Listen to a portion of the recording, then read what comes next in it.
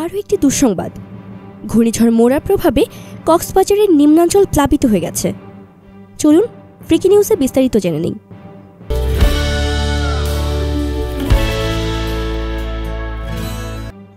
ঘূর্ণিঝড় মোরার প্রভাবে জোয়ারে কক্সবাজারের নিম্নাঞ্চল প্লাবিত হয়ে গেছে।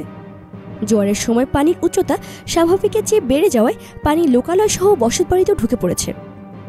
আবহাওয়া অধিদপ্তর কক্সবাজার কার্যালয়ের সহকারী আবহাওয়াবিদ AKM নাজমুল হক জানান, ঘূর্ণিঝড় মোরার প্রভাবে ভোররাতে মাঝারি ও হালকা বৃষ্টি হলেও সোমবার সকাল থেকে গুঁড়ি গুঁড়ি বৃষ্টি হচ্ছে, ফলে সমুদ্রের ঢেউয়ের উচ্চতা বৃদ্ধি পেয়েছে।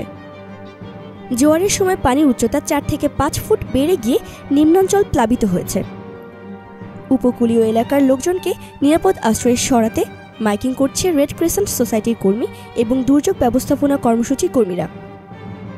কক্সবাজার জেলা ফিশিং বোট মালিক সমিতির সাংগঠনিক সম্পাদক মোস্তাক আহমেদ জানিয়েছেন, ঘূর্ণিঝড় বিপদ সংকেত দেখানোর পর অধিকাংশ মাছ ধরার ট্রলার নিরাপদ আশ্রয়ে অবস্থান নিলেও এখনও সাগরে বেশ কিছু ট্রলার রয়ে গেছে। এসব ট্রলারকে ফিরিয়ে আনতে কোস্টগার্ডের সহায়তায় ব্যবস্থা নেওয়া হয়েছে বলে জানান তিনি।